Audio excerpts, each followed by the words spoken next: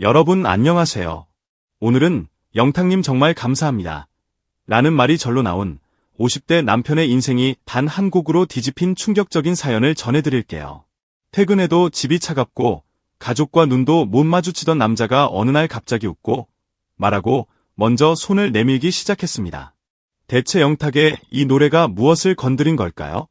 끝까지 들으시면 마지막 한마디에서 여러분도 울컥하실 겁니다. 불이 꺼진 집에 들어서는 순간 공기가 먼저 등을 돌렸다. 식탁 위엔 반찬통이 얌전히 덮여 있었는데도 이상하게 따뜻함이 하나도 느껴지지 않았다. 거실엔 인기척조차 없었다. TV 소리도, 웃음소리도, 누군가 다녀오셨어요라고 말해주는 목소리도. 분명 가족이 사는 집인데 나는 왜 늘 손님처럼 문턱에서 멈춰 서게 될까?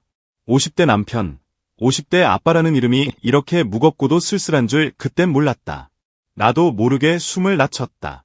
내 발소리조차 누군가에게 민폐가 될까 봐.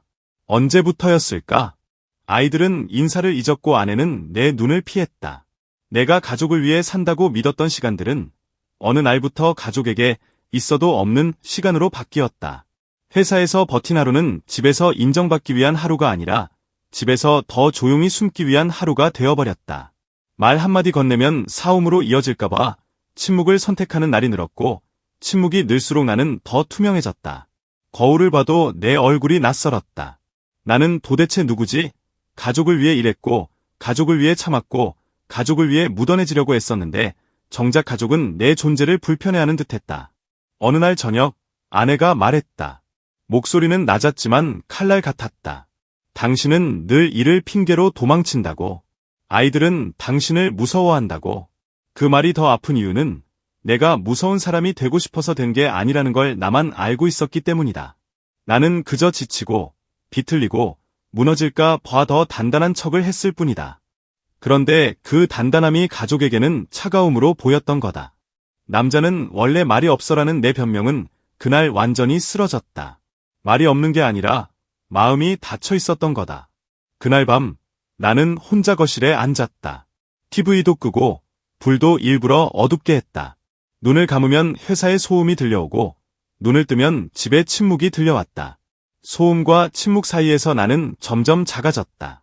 그러다 문득 스마트폰 화면이 반짝였다.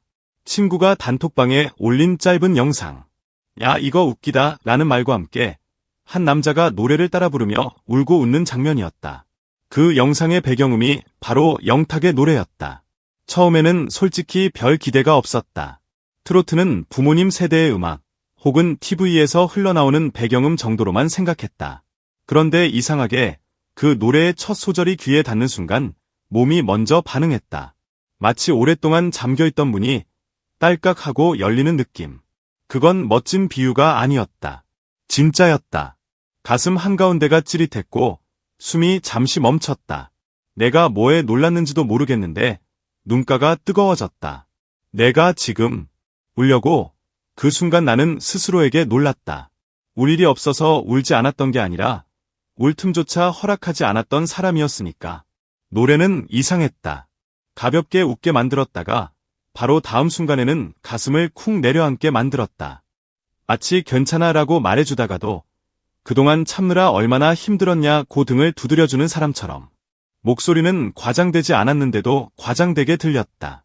그게 무슨 말이냐고. 내 마음이 이미 과장된 고통을 품고 있었기 때문이다. 그래서 작은 위로도 폭발처럼 들렸다. 나는 그 노래를 끝까지 들었다.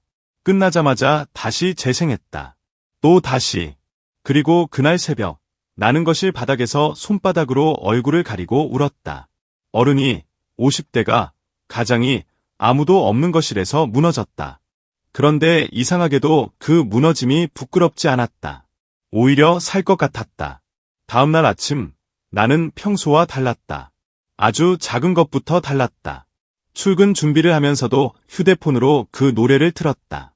거울 속 내 얼굴이 조금 덜 딱딱해 보였다. 회사에 가는 길 지하철 창문에 비친 내 표정이 어제보다 조금 덜 날카로웠다. 그건 마법이 아니었다.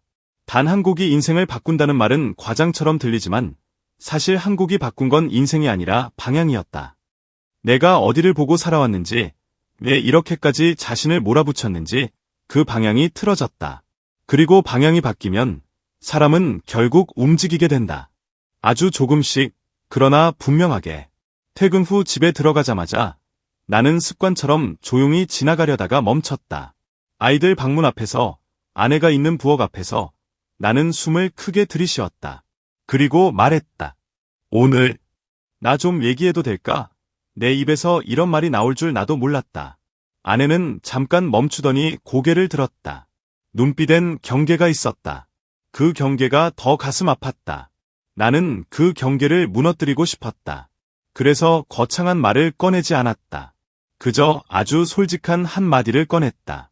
나 요즘 너무 외로웠어. 정적이 흘렀다.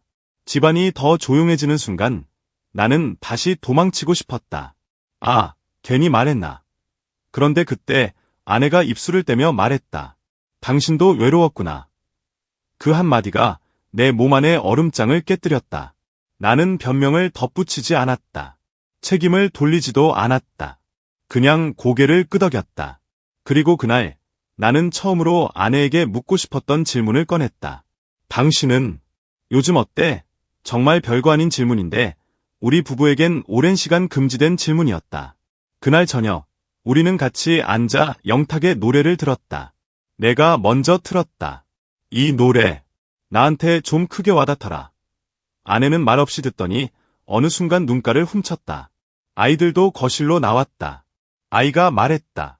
아빠, 이 노래 좋아? 나는 웃었다.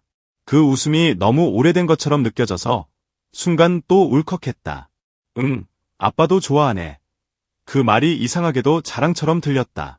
아빠도라는 단어가 마치 아빠는 감정이 없다고 생각했던 아이가 처음으로 아빠의 마음을 확인하는 순간 같았다. 며칠 뒤 나는 퇴근길에 작은 꽃다발을 샀다. 거창한 이벤트가 아니라 정말 작은 꽃. 그리고 집에 들어가 아내에게 건넸다. 아내는 한참을 보더니 물었다. 왜? 나는 대답했다. 그냥 당신한테 고맙다고 말하고 싶었어. 아내는 웃었다. 아주 오래간만에 진짜 웃음을 봤다. 그 웃음 하나가 내 하루를 구원했다. 아이들도 달라졌다. 내가 먼저 인사하고, 먼저 묻고, 먼저 웃으니 아이들도 조금씩 다가왔다. 기적처럼 빠르진 않았지만 이 변화는 분명했다. 그리고 그 변화의 시작은 믿기 어려울 만큼 단순했다. 영탁의 노래 한 곡. 그리고 지금 나는 안다. 50대의 변화는 대단한 결심에서 시작되지 않는다. 거창한 각오문에서 시작되지 않는다. 오히려 아주 사소한 순간, 우연히 흘러나온 노래 한 곡, 그 한 소절이 마음을 찌르는 순간에서 시작된다. 그 순간을 붙잡을 용기만 있다면 50대도 얼마든지 달라질 수 있다. 나는 달라졌다. 갑자기? 맞다. 갑자기처럼 보일 만큼. 하지만 그 갑자기는 사실 오랫동안 쌓여있던 외로움이 터진 결과였다. 그리고 영탁의 노래는 그 터짐을 파괴가 아니라 회복으로 이끈 도화선이었다.